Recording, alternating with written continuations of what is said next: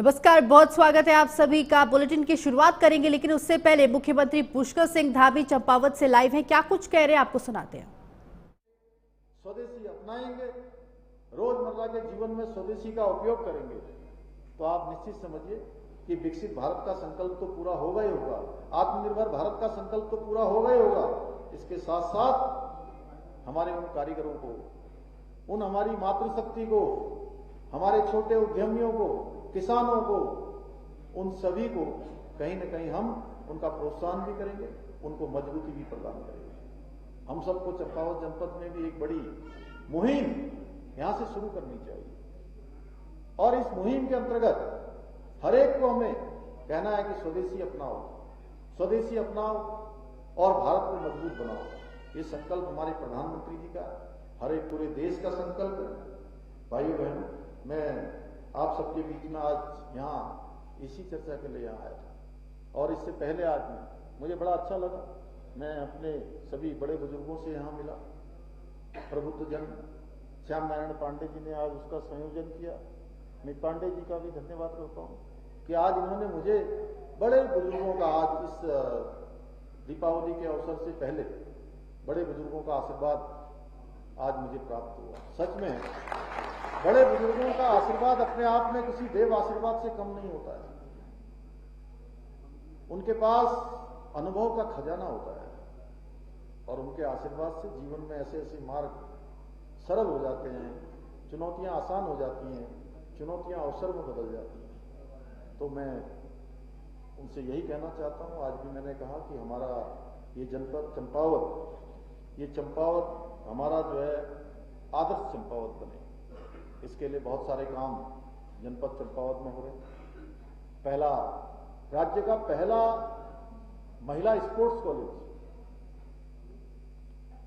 हमारे चंपावत में ही खुलने जा रहा है। बहुत अच्छा है। शारदा रिवर फ्रंट का काम हो, यहाँ पर ISBT का काम हो, यहाँ हो, टनकपुर में हो, हमारे मां बाराही के स्थान पर मानसखंड मंदिर माला मिशन के अंतर्गत अनेक प्रकार के निर्माण कार्यों को, नव निर्माण को आगे बढ़ाना हो, यहाँ का गोलजी कॉरिडोर बनाना हो। अभी कल ही भारत सरकार से चिट्ठी आई है, जो ड्राई पोर्ट बन रहा था, उस ड्राई पोर्ट के लिए भारत सरकार ने अपनी जो हमारे यहाँ की जमीन थी वन विभाग की, उस जमीन की NOC हमको दी। उसके बनने के लिए जो हमको बहुत बड़ा लाभ मिलने वाला है। इसी जनपद में शारदा रिवर फ्रंट बन रहा है, उसके बनने से बहुत बड़ा एक पर्यटन के क्षेत्र में आने वाले जो तीर्थ यात्री हैं, श्रद्धालु हैं, उनकी संख्या में बहुत इजाफा होने वाला है। आने वाले समय में पूरा चंपावत हमारा ये स्पिरिचुअल जोन के रूप में इसको बनाने के लिए हम काम कर रहे हैं। श्यामला ताल हो, चाहे हमारे अन्य स्थान हो, इन सभी स्थानों को एक कॉरिडोर के अंतर्गत यहाँ हम विकसित कर रहे हैं। बहुत सारी योजनाएं, बहुत सारे काम, चाहे आज स्वास्थ्य के क्षेत्र में हो, शिक्षा के क्षेत्र में हो, उन सभी को आगे बढ़ाया जा रहा है। हमारे यहाँ पर एक से एक देव स्थान भी है। उन सभी देव स्थानों को एक नया स्वरूप दिया जाए, उनको धार्मिक रूप से, पर्यटन की दृष्टि से उनको नया बनाया जाए, नव निर्माण, पुनः निर्माण किया जाए। मानसखंड मंदिर माला मिशन के अंतर्गत हम काम कर ही रहे हैं और राज्य आज हमारा पूरे देश के अंदर, पूरे देश के लिए एक उदाहरण बनता जा रहा है। समान नागरिक संहिता का कानून पूरे देश में सबसे पहले लागू करने वाला राज्य हमारा उत्तराखंड बन चुका है।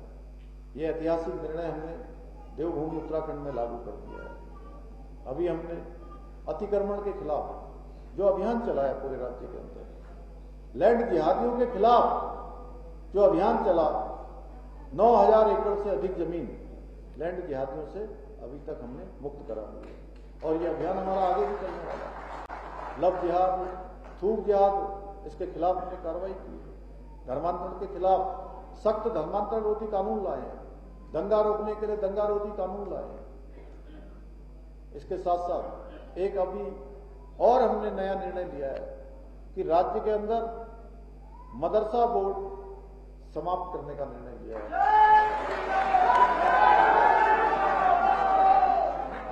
और ये अब वही मदरसे राज्य के अंदर 1 जुलाई 2026 के बाद संचालित हो पाएंगे। जो माध्यमिक शिक्षा बोर्ड के द्वारा जो पाठ्यक्रम, सरकारी सिलेबस, सरकारी पाठ्यक्रम जो पढ़ाएंगे, उन्हीं मदरसों का पंजीकरण हो पाएगा, अन्यथा सारे बंद कर दिए जाएंगे। 500 से अधिक अवैध रूप से जो मजारें बनाई गई, उन मजारों को भी हमने हटाने का काम किया है। 250 से अधिक अवैध रूप से संचालित होने वाले मदरसों को बंद किया है। और ये अभियान हमारा रुकने वाला नहीं है, क्योंकि ये देवभूमि उत्तराखंड है और देवभूमि उत्तराखंड के बारे में पूरे देश और दुनिया के लोग यहाँ आस्था और श्रद्धा के कारण देवभूमि को एक पुण्य भूमि के रूप में जानते हैं। इसलिए इसका अस्तित्व, जो मूल अस्तित्व है, मूल स्वरूप है, वो बना रहना चाहिए। यहाँ के सांस्कृतिक मूल्यों को सुरक्षित करना, ये हमारा संकल्प है। इसके साथ साथ यहाँ की डेमोग्राफी, यहाँ की जनसंख्या में भी बहुत परिवर्तन हुआ है। पहले की सरकारों ने इस ओर ध्यान नहीं दिया और इस ओर ध्यान न दिए जाने के कारण से ये स्थिति लगातार खराब होती गई।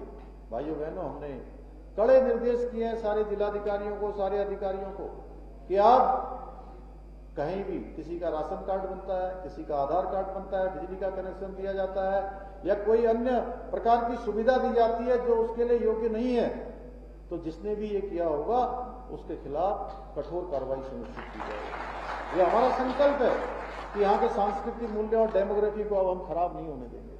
पहले के समय में काफी खराब हो चुका है, इसको अब हम आगे खराब नहीं होने देना चाहते। हमने अनेक नवाचार किए हैं। अगर मैं आपको कहूं कि एक दिन में हमने 3 से 4 नए निर्णय लिए हैं। मैं अपने पूरे कार्यकाल को जोड़ लूं, जब से मैंने एक काम करना प्रारंभ किया है। पहली बार उत्तराखंड में क्या हुआ, आप लोग भी खोजेंगे तो आप लोगों को भी सैकड़ों जो है ऐसी चीजें दिखाई दे देंगी जो पहली बार उत्तराखंड में हुई। आज उत्तराखंड विकास के मामले में तेजी से आगे बढ़ रहा है। सतत विकास के लक्ष्यों को प्राप्त करने में उत्तराखंड देश का नीति आयोग की रिपोर्ट में पहले स्थान पर